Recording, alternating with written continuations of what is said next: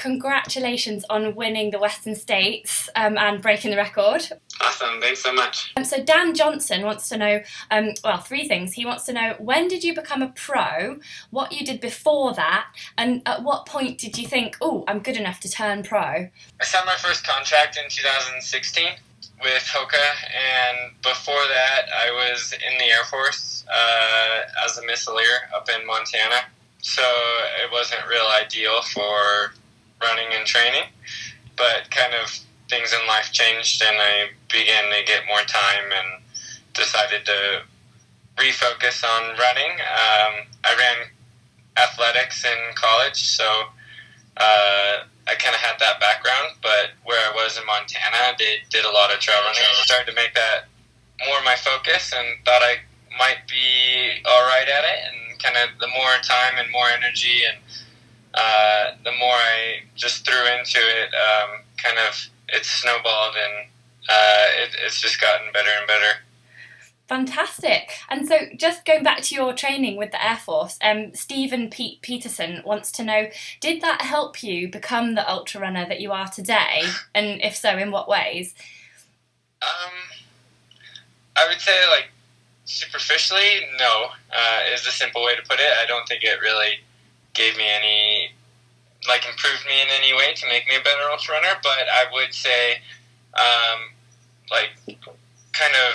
ended up not going so great and being a little bit of a pivot point in my life, and it's definitely part of what motivated me to start doing something crazy, like trying to put trail running as a priority in my life, where if things kind of went better, I might have stayed in the Air Force or gone back to school or something and tried to do something else, but trail running was making me happy, and that's kind of what I needed in life. Great. And so Scott Harper then wants to know, how do you train? How many miles a week? And, have you always been this fast? So I guess I'm from Arizona in the States, and I was a state champ in cross country and track. I never really think I had the breakthrough on the track that I was looking for. So I try to kind of periodize my training. So with that means after each race, or for instance after Western States, I back way off. I guess I'm trying to turn things around pretty quickly. So I ran 20 miles, then 80 miles, 100, 120, and now I'm up to 140 miles a week. Hopefully this week, and then I'm also keeping track of my vertical feet climb per week as well. I find that's pretty important. I think really important for a race like UTMB, but a race like Western States where it's a bit more runnable, it takes a little bit of a balance, so not too much vert, but I ended up getting up to 150 miles a week, which I think is about somewhere around 225K a week, and right now I'm at 140 miles is 225K, but a little over 200 kilometers per week. Wow. And is that all this? It can't be all the same speed. Do you break it up into, say, hills or speed sessions, or just easy jogging? So for Western States, I'd have probably one long run of about 20 miles for me, that or a little over 30K, that I would try to be a bit up tempo and keep pretty quick. So for me, in Flagstaff at 7,000 feet elevation, I would try to pick a rolling dirt road and keep the pace under 6-minute miles. Then I think I did one track work, 5 by 1 mile on the track, or as my one kind of workout before Western States. I guess I ended up running a 10K the week before as well. So that by ultra running standards is definitely kind of a speed workout. But then for vertical and Flagstaff, I go to the Grand Canyon a lot, so it's a constant hour descent, hour climb, a little over hour climb. And I have a little loop that's probably 32K with probably 1,800 meters of climbing, or 1,500 meters of climbing, about 5,000 feet, so probably 1,500 meters. So I use that for kind of my big long climb for Western States. Right now I'm actually in Silverton, Colorado. I've been here for about 3 weeks, and then I'll be here for a couple more weeks.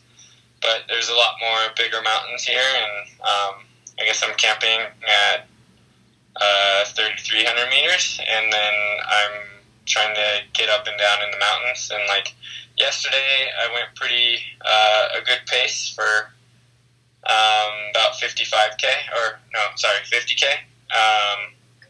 And then today, just as recovery, but still trying to get the vert, I'll probably just hike uphill and then run downhill. And I'm going to do I'm looking for something really steep today, so there's one hill specifically that I might just do a couple times. And do you do any downhill specific workouts? Danny Richardson asked that question.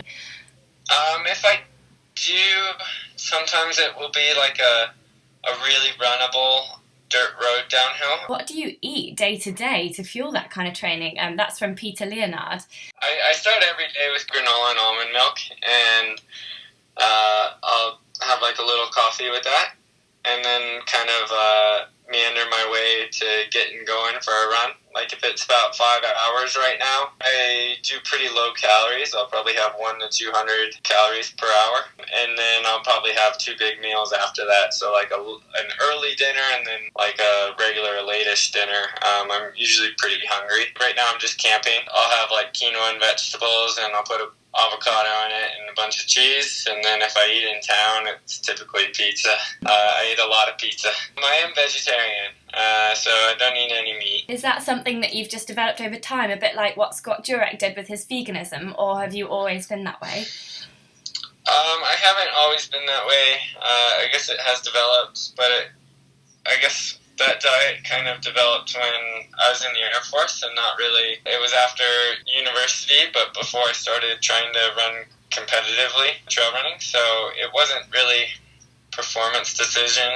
It's, I guess, a lot of factors, but for me, it just hasn't seemed to affect my health, and I seem to do fine, so I don't worry about it too much. If I travel, I'll try dishes after races, but for the most part, I'm just not eating meat. It's not like I'm trying to push that down everybody's throat and say, like, this is a better diet. It's just my choice, and I think other people's choices are their decisions too, so but it works for me, and so I keep doing it. That sounds really sensible. So another thing about performance here from Mikk Murray is, can you ask Jim how much he values rest and sleep in achieving such performances? Yeah, I think it's really important, because like just a saying that a lot of people, I guess, say is you can only work out as hard as you recover. So like I'm always trying to get probably at least like 8 to 10 hours. So I'll start my runs later if that means like I need to sleep in. Like I tend to be a little more of a natural night owl, so that means I end up kind of naturally sleeping in a little more. But part of that's just allowing myself to get the sleep no matter the hours. And then I would say, since being a pro runner now and doing it full time, so I'm not working, that's probably been the biggest change and the biggest like contribution to letting me train harder, is the fact that day to day things are pretty low stress, and then I do make sleep a big priority, and so I find that just really helps me with the recovery. It doesn't start that way for sure. To get my foot in the door, I mean, I would email sponsors all the time and just get like told no left and right. Like every single running shoe brand out there said no to me at some point. I bet they're wishing they hadn't said that now. Yeah, I don't know. It worked out for the best, but I mean, there were times that were tough, and and like I'm waking up at 4:30 to go for runs in the middle of winter when it's completely dark for the whole run, and then go work like a 10-hour shift at a bike shop for not tons of money, and then just kind of repeat. But for me, that was a big reason why I moved to Flagstaff to just work at a bike shop. But in the beginning was just I knew it was in the right elevation, in the right place, and even like just doing the same thing and grinding it out, you have an opportunity to just kind of get in that cycle, and it'll still turn you out really fit. And I think that was going to give me an opportunity. I didn't really know it would evolve into kind of where I'm at today, but it was just something that I wanted to do at the time. That's really interesting you say that, because that leads on really nicely to this next question from Craig Furber, which is it with you, is it discipline or is it motivation? Which one is your main driver?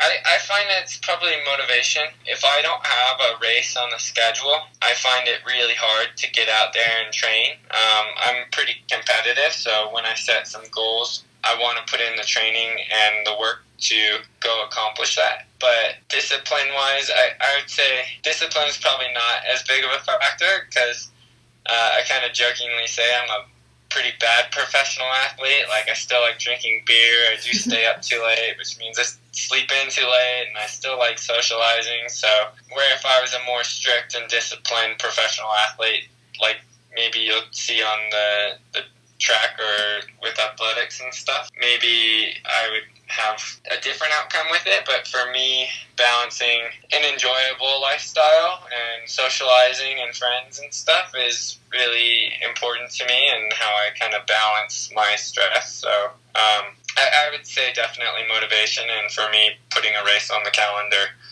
kind of stirs that up.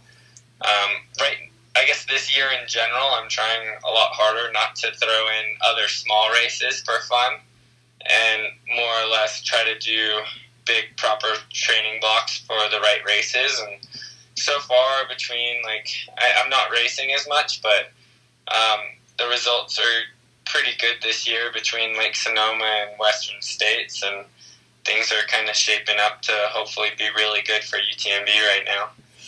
Yeah, really excited for that. A lot of people are wanting to ask you about that a bit later on as well. But it is really interesting, because this is very much like your physical preparation. And David Clancy asked this really good question, which is, what about Jim's emotional preparation? Yeah, well, I do think being physically prepared helps the emotional or mental side of things be a bit easier. I think the more prepared you are physically, the more it kind of makes you tough and confident going into a race. I think confidence is a really big thing, at least for me. It's become kind of my life and what I do, so a lot of it's just embracing it. There's no way around about, I'm going to be running 100 miles at the end of August, So, it's just getting ready for that. Lots of visualizing the race, I guess. For Western States specifically, being in Flagstaff, where we've had a few Western States champions, and trying to focus my training towards that. I mean, Western States would come up all the time, so I guess the big races between myself and my friends in Flagstaff, we're talking about it constantly. We kind of obsess about it, which for a lot of people that's not perfect, because they need a bit more of a balance and a little bit more of a break. I find if I obsess about it, I focus more and more on it, and I don't find a burnout with myself. I really enjoy the hard training and basically rallying every day to get out the door and do it again, and then you go to bed completely trashed. And it's the whole process that I think feeds into the mental side. If you do the work physically and you hit your goals in training for each week, that really goes a long way in what you can take forward with confidence into a race. That's really interesting that you're talking about the social side there, because the next question is in fact about the Coconino Cowboys. So it's Kristian Tjemsland. He says, how did that camaraderie of the Cowboys help towards such a highly individual effort? Well, if you don't factor in crewing, etc., of a course record at Western States. So, I mean, we all had a goal of training for and basically peaking our training at the same time, which was really convenient because once or twice a week when we need a big effort or a big run or go to the Grand Canyon or do a really hot run somewhere like in Phoenix or Sedona, we had other guys to kind of join in that suffering a bit with us, which I think helps all of us, not just me up front, but play dividends for Cody and I mean, Eric had a moment where he found himself, I think, up as far as third place at Forest Hill before having a little bit of a struggle to the finish line. And Tim Frericks went through like ups and downs in the race, but overall we had similar goals. And even Jared Hazen, who ended up getting hurt before the race, the way he was just putting in mileage really like set the bar for us to kind of rethink our own training and rethink like maybe we should try doing a little more and getting a little more out of ourselves. And we'd bounce each other like, how you feeling? Do you think like, even if Jared was pushing mileage, we might go, well, do you think that's necessary or do you think you need to? And he's done it before, so he drew a lot of confidence that that was going to help him run his best race. But I guess bouncing off how we're all feeling, like, I mean, if we're all in a similar block of training and essentially we all feel terrible, you kind of have an okay feeling knowing like, all right, I'm supposed to be feeling terrible right now. It's not a big deal. And so, yeah, we're all going through the same process training together. So that was just huge. There definitely was a team aspect as far as day-to-day training and having people to relate our ups and downs of a training block. So that was big. On race day, I mean, honestly, when I was out front, people weren't even telling me about Francois and the guys behind me. They were telling me about Tim and Cody and Eric, which was like, all right, that's great, but I'm a little worried about the guy chasing me. Like, have you heard anything about second? And people are like, oh, I'm not sure. But they would give me updates about the other guys all day, and it's nice knowing that they were just pushing hard and trying to make their own days really special. Because you had a lot of pressure on you in previous years, the last couple of years at Western States, and you've said yourself you put a lot of pressure on yourself for breaking the record. A couple of people, Fiona Lynch and Andrew Raynor, they want to know how you manage those expectations, your own as well as everybody else's, and how do you cope with that pressure? Yeah, I guess it's just kind of become the new norm. So I guess with more pressure and more spotlight and almost even more expectations even now, it becomes kind of normalized. So there's definitely, I think in 2016, the end of 2016 and 2017, it was more of an adjustment period. I would say now it's easier to brush off and just be like, I just need to try to replicate stuff that I've already done. Like, it's not that big of a deal. At Western States this year specifically, I would say two big things really took off the pressure was the early forecast for a really, really hot day kind of throw a big wrench of conservatism in my race plan, and I think a lot of people's race plan of when you know it's going to be one of the hotter years, you don't necessarily want to rev it and push too fast because the consequences are more likely to come back and haunt you. And then the other part of it was having the other Coconino Cowboys running, so just within our own group, the focus wasn't necessarily just on me. And then someone like Francois Dain coming and racing, who's considered, like, especially after winning UTMB last year in that field, he's kind of expected to to run really great and give it like a lot of attention for him to win the race. So having someone of that status really helps share the load of pressure a bit. And then, yeah, like even going to UTMB forward, I'm not the only guy with pressure to win UTMB. I mean, anything except for a win for Kilian is kind of a disappointment, you know? So, but I feel the same way. Like, if I ended up second at UTMB, it would still be a bit of a disappointment in some ways. But I don't know. It's just becoming a bigger vision process, and I know I have more years ahead of me, so there's time to do more races and to do this or that.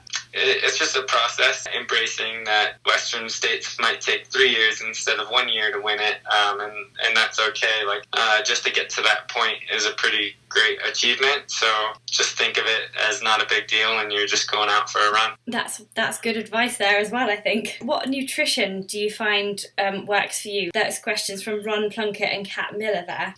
From Western States in 2017, for a couple races, I kind of, like, my stomach got so bad in 2017 at Western States that I think it kind of made my stomach and appetite a bit trigger happy for UTMB and Diagonal Day Foo. Of like, I would reach a certain point and just go like, oh man, I can't, like, this isn't good if I go down this hole again. That Western States, I just kept pushing through it, and my stomach and I guess those memories got pretty ingrained. So this year I've had to figure out new ways to do nutrition for myself, and I think that just goes to nutrition can evolve for a single person, and it's not always the same recipe for success. Like, I wish I could have a single nutrition plan and have it be just repeat all day and be able to work for any race, but it doesn't work that way. A race like Western States really needs to be fluid focused, I think, and getting in a lot of fluids. Just whether you're eating like gels, blocks, bars, or you have calories in your fluid, you got to make sure at a hot race like that you're getting in a lot of water with it. So that was a big focus for me. I've had to work with Cliff Bar on nutrition a bit to figure out a way to get calories in my bottles, but what we've done for a big part of it is we've taken out the flavor component, so I'm not getting flavor fatigue as much as I would be with flavored drinks. And then I'm not trying to push the calories like I used to try to do. I think probably 50 miles, maybe 100K-ish. You can start pounding probably 3 to sometimes even up to 500 calories an hour. I've experienced probably 300 to 400 calories though, for a 6 to 8 hour effort.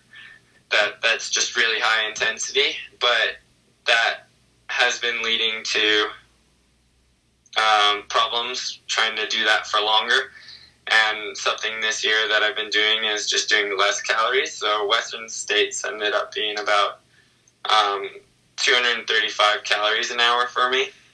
And then in addition, I guess with the Cliff, like, flavorless hydration mix, we've also worked on the sugar blend to that to try to keep a continuous flow of energy and different types of sugar to get into my system at different times. And so I found a really good constant flow of energy with the blend that we ended up coming up with. And then it's been working in my training as well, so I'm going to try to see if we can get more of that for UTMB. I'm a really big believer of sugar. Other people have different philosophies of it, but for me, I think if you can harness making sugar work, it's going to be the jet fuel out there that's going to give you the best energy and quickest hitting, and you just got to figure out how to kind of trickle it in so you're not getting highs and lows. And so I guess Western States I did 235 calories an hour, but it was mostly through drink mix, and then I was also doing salted watermelon Cliff Blocks, and I would eat one little block every 20 minutes was my goal, so 3 an hour, and that works out to be like 100 calories that way, and then I try to get a little more through my drink mix, but the drink mix was extremely light. So going with light flavors and then the salted watermelon blocks is just, those are really good and really easy to eat, even in the heat. So that was kind of a big breakthrough because I wasn't having to force any gels and kind of surges of sugar or energy that way. So I think I had like less oscillation in the calories I was getting, so it was more of a constant flow. That's really interesting. I wonder if that sugar mix is going to be available for the public, or do you know, is it already in America? It's not. In a really early prototype thing, and Cliff's just been really nice about working with me for that, and they have to actually like package it all by hand in the headquarters. So they're just kind of right now going really out of their way, but it might turn into redoing or providing another option for their hydration mix. I wouldn't be surprised if things change down the road and something similar or this specifically became available. That'd be really interesting to try. It's really cool that you've teamed up with them. So we come on to the emotional side now. And so Chris Ball wants to know what emotions you go through doing races of that magnitude, whilst Mick Farrar wants to know how you deal with any negative thoughts. Overall, you go through everything. You go from way too early in the race going like, oh man, I'm going to crush this race and I'm going to win, to like 5 miles later, like, oh my gosh, what was I thinking? Like, to like, they're going to catch me, to I'm blowing this race again. Did I go out too hard? I mean, all the things go through your head. In general, if it's did I go out too hard? I might be blowing this race. Second place is coming up. If it's a negative thought like that, you really need to minimize it and move on your thought process like immediately. Lingering in a negative thought is not beneficial in any way. So if you can focus on time or food or getting to the next aid station, or if you do feel good, really embracing that. Embrace positives, embrace neutral, like definitely mitigate and forget about any negative thoughts that do pop up like as much as possible. It's never going to help you to focus on the negative side of things. So just when things do go right in a race, and if you clip a really good split, that's going to be a really positive thing, but you also need to kind of be weary of like, well, don't make sure it's not too hard of an effort, and like you try to keep the effort a little more smooth maybe, and then all of a sudden if you clip a couple more seconds or minutes off of your next split, you're like, all right, we're moving really good. So you definitely, like I get a whole range of emotions like all across the spectrum, but it goes to mitigating and forgetting about the negatives, and then really embracing and trying to focus on positives or just the next goals. In general, during especially an event like an ultra, breaking the race up into smaller, manageable goals and just taking it one step or one goal at a time is really important. Like, don't worry. Like, you never go into 100-miler and go, this is a 100-mile race. You like, I personally break it up into aid stations, and I try to almost kind of keep a plus-minus game in my head of if I'm ahead or behind on splits. And a lot of that goes to really good experience of how to make splits for yourself. For me, I'm kind of lucky in the fact that for most races I can take some sort of rough estimate off of course record splits, which are usually available. That makes it a lot easier, where someone in the mid-pack or back of the pack, those splits might not be as readily available, or it just takes a bit more homework. So if you can find someone that's logged that race publicly on Strava that has a similar time that you might want to do, make sure that they ran an even-keeled race. But finding and working out splits is, I think, really important, because if you can make good splits, then all of a sudden you have a really good game plan that has small, accomplishable goals that you can focus on all day, and they're all independent. It's not like one split's really related to the next split. So just making it more achievable that way. And just carrying on from those negative thoughts, the idea of that, this is a question from me, because personally I'm just really impressed with how you've come back from races that haven't gone so well. And I just wondered if you could give everybody on my YouTube channel some advice on what you can learn from a DNF. I wondered if there was like a top 3 things that you personally think people can learn.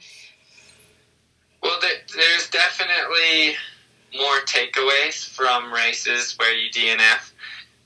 As far as things that didn't go right, it's harder to take away positives and negatives from a race like Western States this year, because things did go so well and you don't notice always what's going right and what decisions ended up making it better.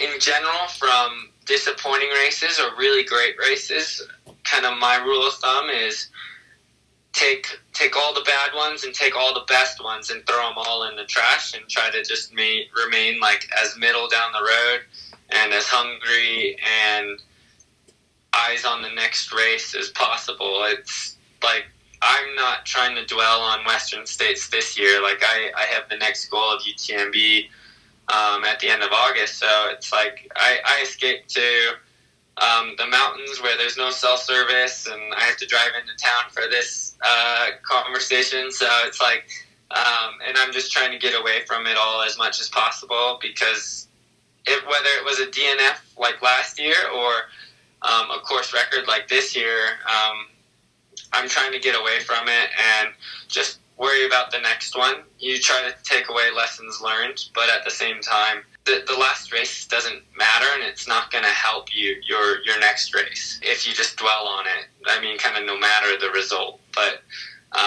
finding ways to stay hungry and focus on the next race as opposed to races that were in the past is definitely it plays a big factor in how I focus with my training.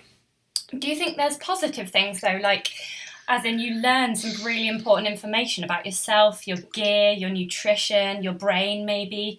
Yeah, like I definitely find some of the races that didn't go perfect, you definitely get into trouble, and you can really find that out when it's a tough race, kind of what you're really made of. Where when a race goes perfect, you don't have to be as tough always. So, yeah, that you definitely need to take away lessons and stuff. And a really important thing is it's okay to make mistakes, but try not to repeat mistakes. And as long as you're not repeating mistakes, hopefully you'll run out of mistakes to make. I kind of feel like from when I started running ultras in 2014 to now, like I've messed up just about everything. And yeah, like dialing in the socks that I like wearing, the shoes that I'm going with, to like last year having stomach problems at Western States kind of bled into my next couple races with my stomach just not feeling normal for a couple months. So what I ended up having to do, and trying to do at least, is coming up with just more plan B, C, D, E, F, G, sort of like so many backup plans as far as nutrition, where like at Western States, I had tons of backup plans for nutrition this year, but it was a really good day, and it seemed like my stomach was reacting kind of days of old, where I could put down a lot more and not have as many problems. So,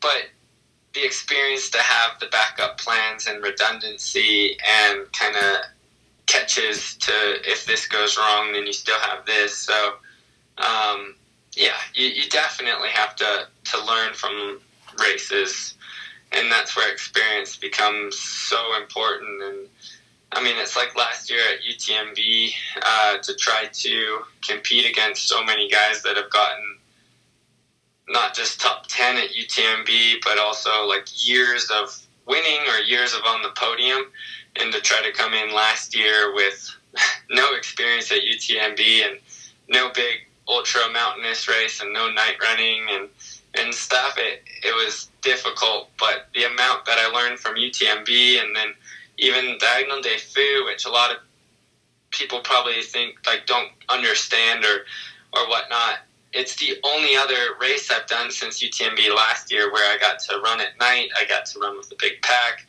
tons of mountains, and really like have redundant nutrition plans. So like for me, Diagonal Day Foo last year was just a huge improvement race as far as things I was learning about myself, even though the race itself was by all means kind of a failure, but it wasn't really the purpose of the race to have a great race there. It was to just go try what I may or may not have learned at UTMB and seeing kind of what's sticking. I guess learning from mistakes and forgetting your best races and your worst races and staying hungry is kind of key takeaways. Just cast your mind back to last month then. You're rounding the final straight in the Western States, and you're about to cross that finish line, and then you get such an incredible time. How did that feel? Yeah, well, I actually hit the track, and I kind of saw I might have a chance to break 14:30 and just nip under at like 14:29 high. So I was giving it a really good like punch on the track. But then I saw the clock tick over just a couple strides from the finish, and I don't know, it's not like I didn't have anything planned, and I like walking it through the finish line in general, so I kind of stopped and took my time to go through, and I think going through the finish line is definitely a time to slow down and savor the moment, especially, like, that's a big reason why I like ultra running, where on the track you don't really get to savor any moment because you're kicking all the way through the line. Where in ultras, I kind of say if you did the work up front, you should be able to have a little breath to savor the moment. I guess that's something I hope to do at UTMB this year, because last year Pal Capel was chasing me the last K or two. So last year at UTMB, I was basically kicking all the way through the line and making sure he didn't catch me and push me out of the top 5. So, I mean, it was good. This year at Western States really felt like the result finally came that a lot of people were rooting for. I think for me, like not having a pacer was kind of fun to do for myself, and trying to make my own game plan and seeing how my race worked out. But as far as winning and, of course, record, that really felt like it was a gift back to people that are rooting for me and people that believed in me for a while now. So it was really cool to feel like I paid it back to all the people that have been supportive of me. And then so afterwards, obviously, there's some recovery time. Dave Elsom is interested in, like, do you completely rest for some time, or how does it work for you? No, I definitely am a big believer of active recovery. But then I think the week after Western States is kind of when I finally pulled out a calendar and I pointed at UTMB on the calendar, and you count the number of weeks and you kind of see how quickly you can ramp up to where I want my base mileage to be. And so Western States ends up being a really quick turnaround to get ready for UTMB properly. So it's not ideal for recovery, and kind of how my training starts is really slow. I keep my, because I kind of forced my mileage back up a bit, and with that, you have a lot of tiredness, a lot of lagging, and you gotta still listen to that. Even if you start throwing the mileage back into it for my instance, to turn it around for another big race, you need to listen to the intensity side of things. Otherwise, you'll just run yourself completely into the ground. And what's really nice about why I've chosen to do all of my training this year in Silverton as opposed to half here and then half on the UTMB course like last year, is the main reason is that I'm camping and living at 3,300 meters. So even when I'm hiking, and everything still goes up from there. So even when I'm hiking, I'm breathing really hard. I'm working my lungs. I'm training the altitudes, getting my blood ready for a big endurance race. So you can get a lot of bang for your buck as far as the intensity that you have to put in here compared to if I was at sea level. To kind of get a similar breathing workout while I'm running takes a lot higher intensity. And then in general with the lower intensity, I can do bigger weeks, bigger days, bigger mountain runs. So that's what I'm finding. I guess this is my second year of experimentation doing this, last year being kind of the first. But I think it's just really good preparation. But ideally, I would do active recovery. I only kind of had 1 week after Western States this year, and it ended up being about 20 miles, and there were several days off in that, but probably ran 4 times in a week, and so I averaged about 5 miles a day when I did run. But it would just kind of be a shuffle, and whatever pace it ended up being, just let it be that pace. And then the next week I bumped up the mileage a lot from there, which isn't smart, but I guess sometimes you got to take a little bit of a gamble that you can get away with it. And so I bumped it up to 80 miles after 20. Ideally, I would have done at least 2 weeks of around the 20 miles and then get back into it and have a little slower build-up. But my goal is to win UTMB, so when I put it on a calendar and I work backwards from the race date,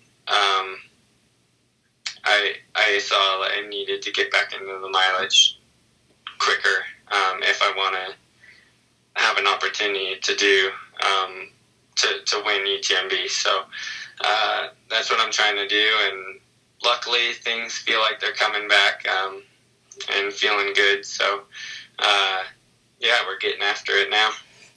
Awesome. It does sound like it's going well. I think it's going to be amazing, especially if you're planning on winning it. Are you also planning on smashing the record there? The course record I would say, has a lot less pressure because the course changes so much.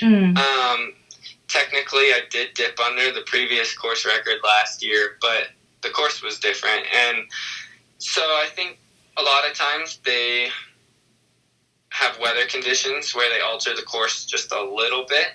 So it's not, in my mind, it's not really a true course record. So that's another thing of it just takes some pressure off of I don't need to worry about running at a certain time. It's really more about what time do I think is going to be suitable to be competitive and to make other people uncomfortable and to give myself an opportunity to compete and to finish up front. So,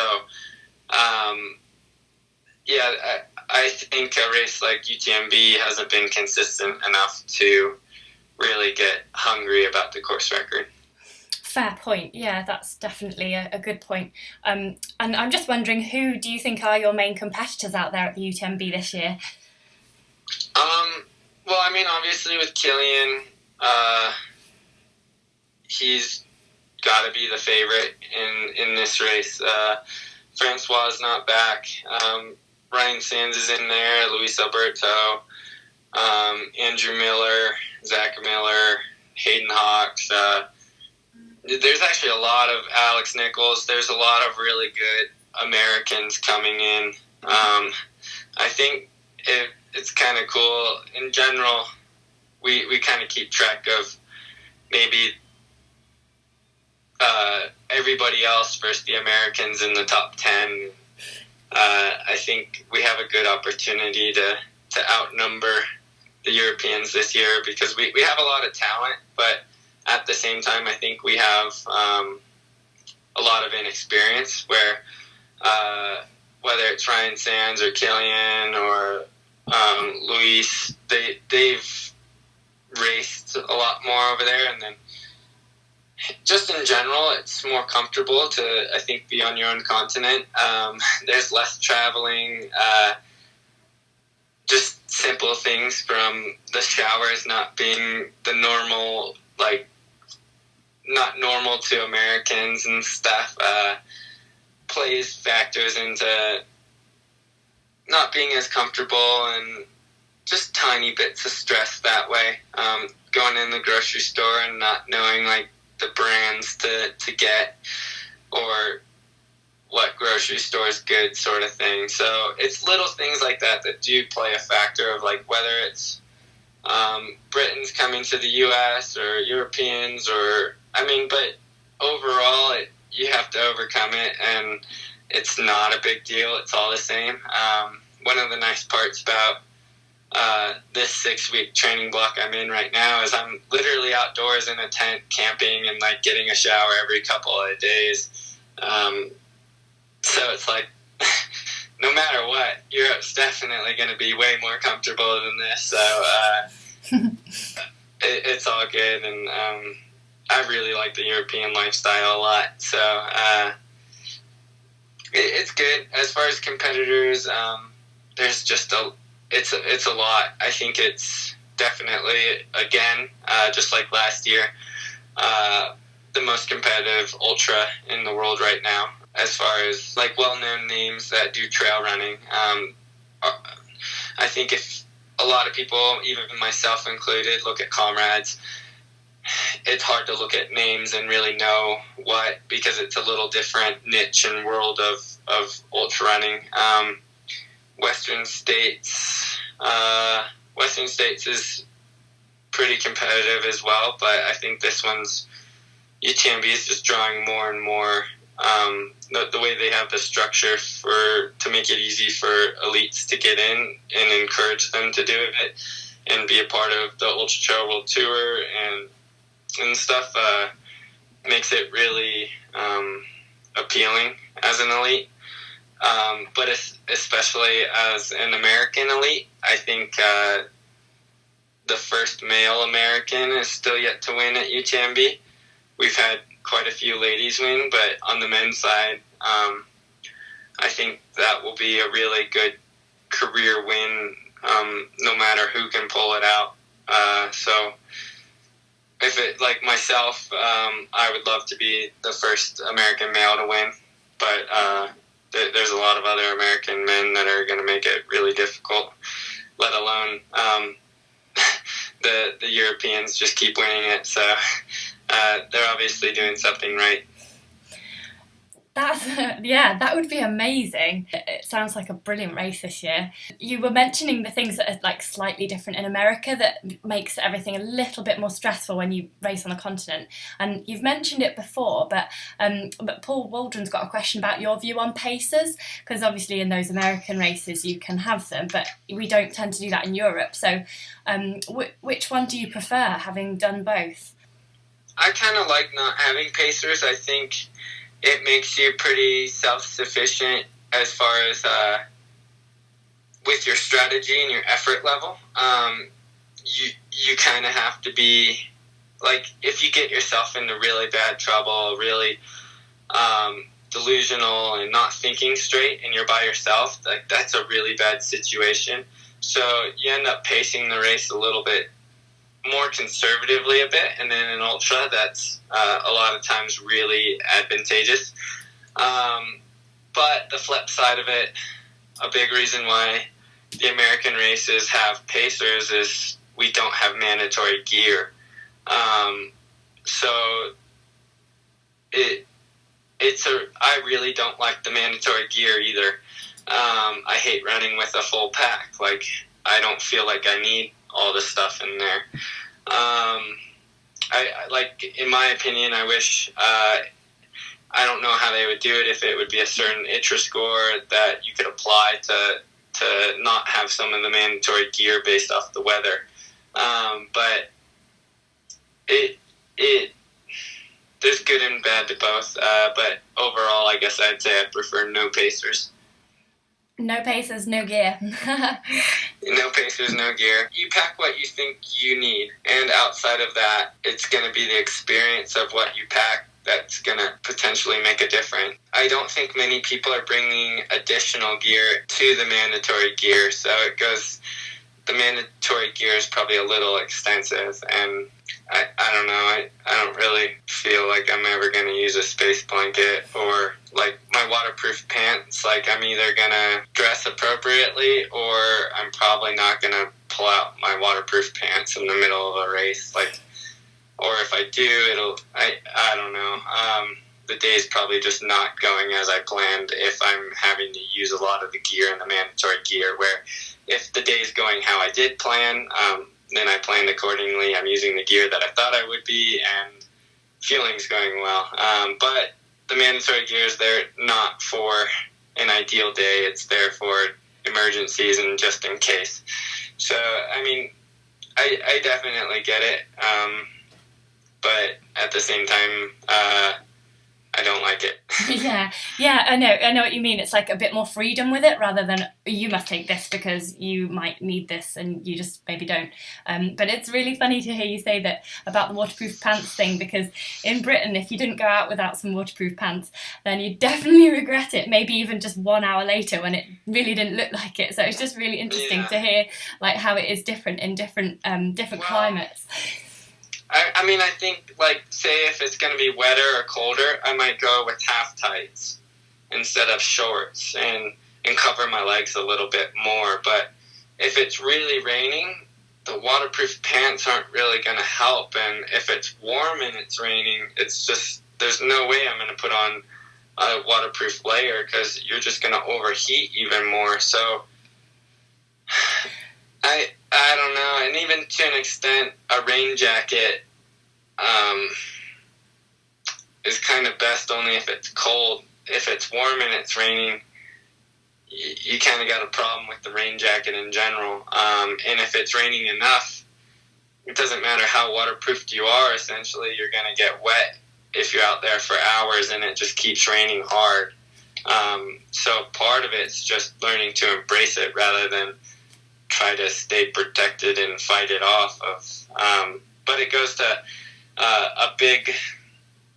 one of the biggest things you can do is keep moving and move fast, because the movement's going to keep you warm and you can get away with a lot less layers as long as you're moving. But that's kind of the asterisk. And how many times do people run ultras, myself included, and all of a sudden you're not moving the way you thought you were anymore?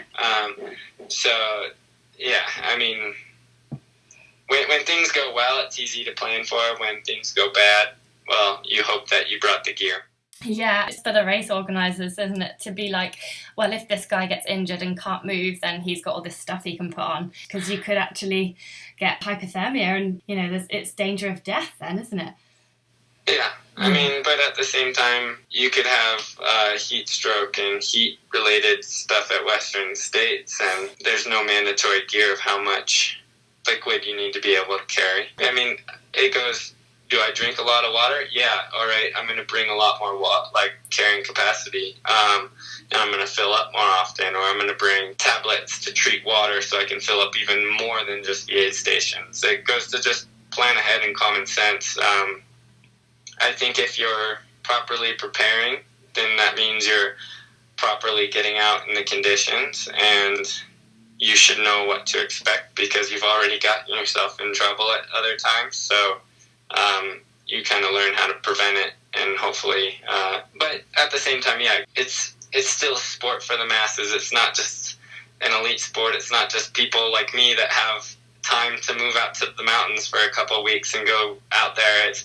It's a bigger sport than that, and overall, it's better to have a generalized rule to just cover everyone, and whether you need it or not, just make a standard gear list is a pretty good and easy solution for that. I've seen you running in the US where it's obviously really, really hot. You've got the big holes cut into your running tops, and a guy called Paul Barton wants to know if he thinks that you should actually create some tops like that and sell them.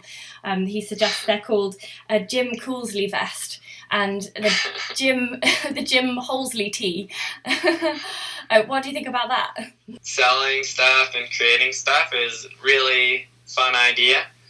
But when it boils down to it, right now in my career, I like spending my time as a pro runner with less stress and focusing just on running and not running a business and not creating products and trying to build a brand that way. So it's just not a priority at this point in my career.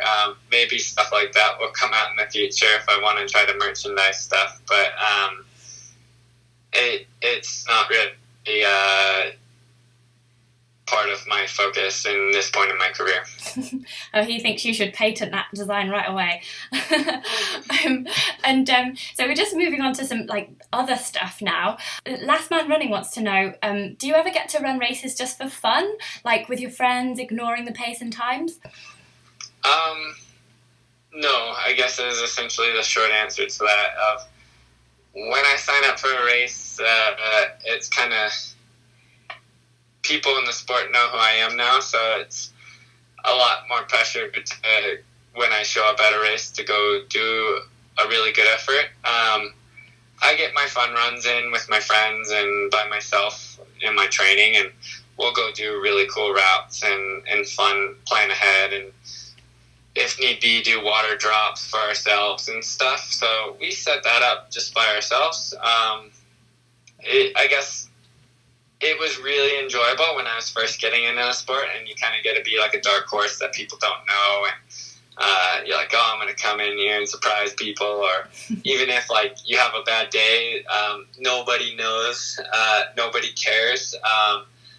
Say in 2014, I ran Speed Goat 50K, and I got 27th or so, and just blew up spectacularly. But it didn't matter. No one cared. I was doing it just for fun, and it was whatever, and it was never on the radar. So it was just still an enjoyable experience and not a big deal. Where now if I showed up to a race and blew up spectacularly, there's just more talk about it, I guess. So it's not as fun. Regardless, it's better to be prepared and to kind of, when you show up, hit your race. Yeah, so the training is the fun bit. Yeah, totally get that. Yeah, I put it more in my training now. And so people are interested in you potentially doing other races, in the future as well. Richard Ball wants to know how long it might take you to run Ultra Tour Monte Rosa. Have you heard of that one? I don't know much about that one. I'll have to look it up a little more. It's organised by Lizzie Hawker, the great trail runner from the UK, and she won UTMB 5 times. Yeah, so she set that up a couple of years ago, and you can run it either in 4 stages or you can do the whole thing. I think it's pretty similar to the UTMB. It's on a similar weekend in time-wise, and a similar distance as well. So yeah, I suppose once you've nailed the UTMB, maybe that's one to Google. Yeah, I'm definitely. I would love UTMB to work out this year because I feel like I could move on from both Western States and UTMB a little bit and do new races and new challenges. At the same time, I think right now, if I could stay healthy, do a bit more road training, I'd like to go after some of the road ultra records for a year and a half, and then also give comrades a go. But at the same time, I know when I've done speed work for Western States this year, it was kind of aggravating my knee a bit, so I'm a little skeptical now if I'll be able to do the training, and if not, then I'll just keep doing the trail running because I can stay really healthy doing that. One of the best things about having Western States work out this year and trying to make UTMB, trying to win that one as well, is that definitely as a career, I feel like I can start broadening into new races and find new things to go do and kind of break up the redundancy that I've kind of found myself in the last couple of years of doing, like, I mean, it's been 3 years in a row at Western States, 4 years, including, like, I was supposed to pace someone in 2014. So I've been there 4 years in a row. I've been at Hard Rock 4 years in a row. Now I'm going to UTMB 2 years in a row. Like, it's nice to have the routine and stuff, but it's also one of the appealing parts of the sport is doing new events and new races and going to new places. I think with Kilian just recently breaking the BobGraham round,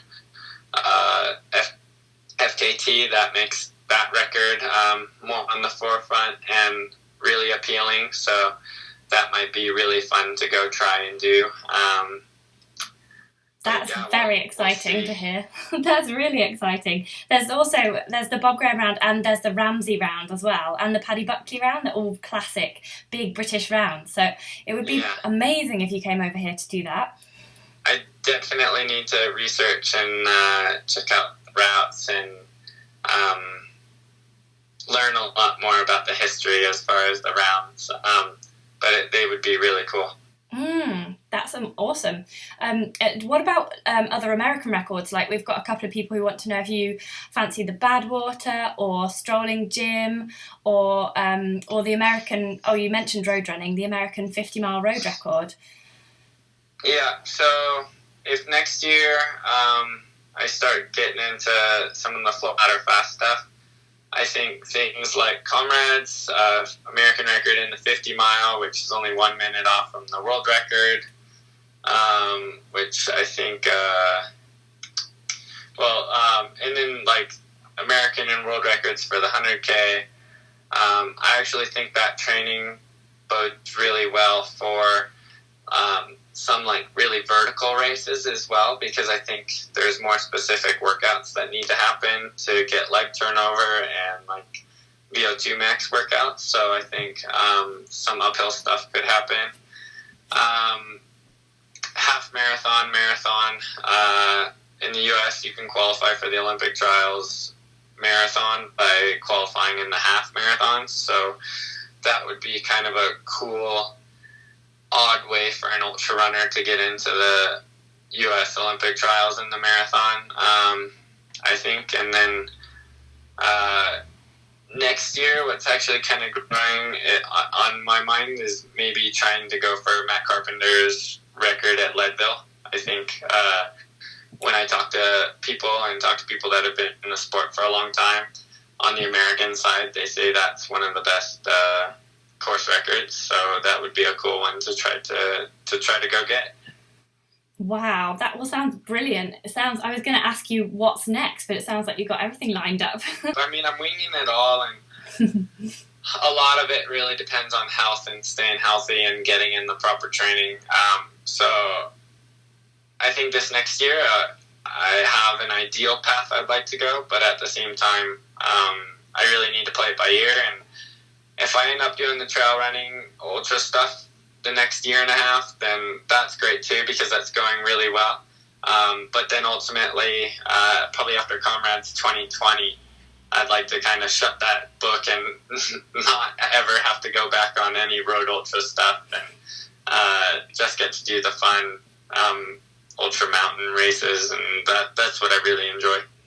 Yeah, so like, your bucket list does at the moment contain Comrades, does it? Yeah, definitely. Because I think when you talk about diversity of races, I think maybe someone can correct me if I'm wrong, but I think men and women, no one's ever won Comrades, UTMB, and Western States. I know there's been several Western States Comrades winners, and then I think Kilian's the only male Western States TMB winner, at least. So that would be really interesting, I think. Wow, yeah. Do you mean within 1 year or just in general? Just in general. I think 1 year is quite difficult. If I could pull off UTMB, I think I've heard it called a Tiger Woods slam, because you don't win it January through December. You win it June through May, sort of thing. So it's kind of split in the 1 year. Which even technically Francois had an opportunity to win UTMB and Western State in 1 year. Because if he won Western States this year, he would be the defending champ at UTMB and Western States right now. So that would have been pretty special if he could have pulled that off. But luckily it went better for me. For me, at least. And then now I have an opportunity to potentially do that at UTMB. So I don't know. That's the first goal on the bucket list. And then further down the year, I'll be running the North Face 50 mile in November. I haven't lined up for that race yet, and that one's a pretty big and important race in the U.S. So that would be a really cool one to show up fit and ready for. And what about adventures like, I don't know, the Appalachian Trail or something really big and long and technical? Something as long as 40 days like that, I think I'm going to stay away from. In my opinion, it seems like people that do the really long, multiple days or weeks tend to get really buried by that effort. And it's something where I don't see myself wanting to give up being able to race the next race for a while in order to do something like that. I think something like the John Muir Trail, the Tahoe Rim Trail, a couple of days, it seems like a fun challenge. But when you talk multiple weeks, I'm not quite there yet mentally to do that. Yeah, it's a long time. I read Scott Jurek's book about North and about the AT, and I don't know how he did it. He's just on 1 hour's sleep a night. Yeah. It was amazing. I read that as well, and it definitely plants a seed. But it's also interesting because it got broke the next 2 years. And yeah, so now it's held by, I think, John McConaughey, who broke Scott Jurek and Carl Metzler's records, but I think it just goes to show that kind of hitting whatever record in more of your youth and your peak performance days is probably a little more important than being over your prime and still going for it. I think those two guys still put out really great big efforts. But a young guy that's 25 that was able to recover a bit better was able to do it basically with a knapsack, self-supported. So it kind of speaks to really going after your biggest goals during the best time of your career, I think. And so for me, just like Scott and Carl, during my peak years right now, I want to go after the big races and the 100-milers, not quite. And maybe I'll try to start creating an age group Appalachian Trail and go after their times when I'm a similar age. That's a really good idea. Definitely an age group thing. That's that puts it all into context, doesn't it? I'm sure they keep track of it, yeah. Yeah. I'm just wondering, I've just got one more question. It's about the BobGraham, because obviously I'm in Britain and Kilian's just broke it and everyone's like, oh, the BobGraham, and everyone knows about it now. But I'm just wondering, what are you like on really technical terrain, like really, really steep uphills and downhills and really, really rocky paths? Do you like that kind of thing? I wouldn't say it's my favorite thing. So I would say I do like it. I do enjoy steep technical stuff. But as far as races, like Glencoe or Tromsø, I don't think I've ever tried doing a race on something like that. I'm not sure I realize how technical or non-technical BobGraham is. I mean, I literally don't know anything about it other than that it seems like about a 12-hour record, and it's like time-wise, I really like that time. As far as I feel like I can push really hard for 12 hours for sure. So I think I'd have a good opportunity that way. If it's really, really technical, I might have to do a bit more homework to get ready for it. If I choose to do that. But I mean, I enjoy it. I find, especially in the States, that if it's a technical trail, it's really in my favor. In Europe, I think it's more common to train a bit more on that. So I still find I have a little bit of an advantage, but not as big of an advantage. And then I would say for someone like Kilian, if it's on a trail, I think I could be faster. If it's off a trail, I think Kilian's exceptional at that. So it just goes to practice. I don't necessarily do a lot of my training off trail, or I don't do much of any of my training off trail. So I don't know. So maybe the BobGraham, if I do some homework, wouldn't be for me. But I don't know. I don't mind it, and I think it does add a fun component, and I think it's really stimulating to run on it. But I also find I don't like training on it because mistakes happen, and when you no matter when you falling hurts, and you get bumps and bruises that kind of throw off your stride for a couple days. So I try to avoid that. Oh, that's really interesting. I mean, the BobGraham has got a lot more traily because of so many people running it over the past 36 years, well, decade really. But there are some quite technical bits, and I don't know if you saw some of the photos of Kilian sort of running down the scree slope just after Scarfell Pike, or after Scarfell. It just literally, I just saw that Kilian broke it. I saw that it was a 36-year-old record, and looking at the time, seems like that would be something up my alley. But as far as, no, I have no idea what I would be getting into at this point. Oh, I've written a blog post about it, so I'll email it to you. Okay, yeah, that'd be perfect. I'll check it out. Fantastic. You've given us so much of your time, and all of these fans of yours are going to be absolutely just made up that you've taken the time to answer all of their questions there. Was there anything else that you wanted to tell people, or anything that we haven't covered you think that we should know about you?